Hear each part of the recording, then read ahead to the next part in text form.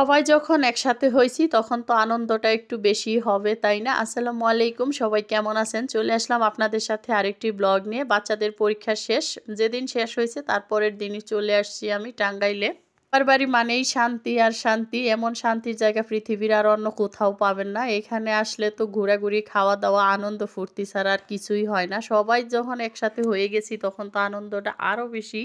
কারণ আমার বোনের বাচ্চাদেরও পরীক্ষা শেষ, ওরা সবাই একসাথে হয়ে গেছে। পৃথা, তাজো আর তুরাজ তো মহা খুশি। এরা নানু বাড়ির উদ্দেশ্যে যদি কখনো রওনা হয় কি যে একটা খুশি হয়, বলে বোঝানোর মতো না। আর বাচ্চাদের আনন্দ দেখলে আমারও ভীষণ ভালো লাগে। আর এখন আসলাম আমরা মার্কেটে সবাই মিলে। শীত আইসা পড়ছে, একটু কেনাকাটা তো করতেই হবে। বরাবরই প্রতি বছরই আমরা এভাবেই দেখি কি কি আসছে, শীতের নতুন নতুন কি ড্রেস আসছে।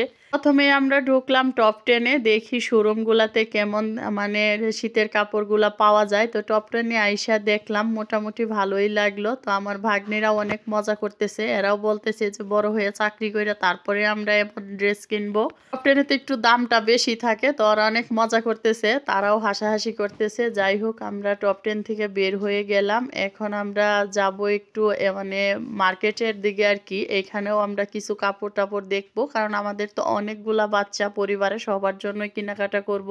সবগুলা প্রায় একই সাইজের, মানে একদমই একজনের মাপ নিলেই দেখা যায় যে 4 জনের হয়ে যায়। আর 4 জন মানে প্রতি জনরে নিয়ে যাইতে হয় না, এরকম এক সাইজের অনেকগুলা এক সমান বাচ্চা আছে বাসায়। মার্কেটে আইসা তো একদম ঈদ ঈদ লাগতেছে, কারণ ঈদের মতোই ভিড়, অনেক মানুষ এইখানে কেনাকাটা করতেছে। বাসায় আইসা দেখি যে আম্মা চাউলের গুঁড়ি কুইটা রাখছে, ভাপা পিঠা বানাবে। পরে বললাম যে আম্মা দাও আমি একটু পিঠা বানাই। তো ভাপা পিঠার জন্য আমি সবকিছু রেডি করে নিতেছি। সারাদিন তো আম্মা আর বড় আপা অনেক কষ্ট করে, খাবার দাবার রান্না বান্না সবকিছু আম্মা আর বড় আপাই করে। চালগুলা নিয়ে আজকেই চালগুলাও কইটে আনছে, মানে নিচের থেকে। তাজা চাউলের গুঁড়ি দিয়াটা মানে পিঠাগুলাও কিন্তু সুন্দর হয়, মানে যখনই গুঁড়িগুলা করা হয় তারপরে যদি কোনো পিঠা বানানো হয়। আর বাপা পিঠার মানে এই ঢাকনাটা কি যে সুন্দর, একদমই ছোট ছোট পিঠা হচ্ছে আর খুব সুন্দর পিঠাগুলা।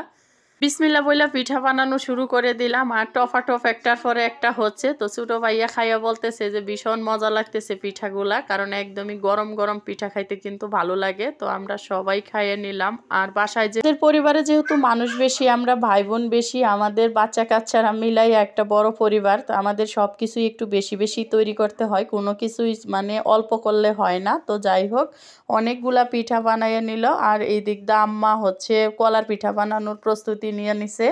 বললাম কলা যেহেতু আছে, প্রথমেই আমরা কলার পিঠা দিয়েই শুরু করব খাওয়া, কারণ ভাপা পিঠা, কলার পিঠার পরে দুধ পুলি পিঠা, দুধের পিঠা, সব পিঠাই খাবো। এবং গ্রামের বাড়িতেও যাব, আপনাদের সাথে অবশ্যই শেয়ার করব আমার ছোটবেলায় যে বাড়িতে আমরা থাকতাম, এই গ্রামের বাড়িটা সব কিছু। সবাই ভালো থাকবেন, দোয়া করবেন। আল্লাহ হাফেজ।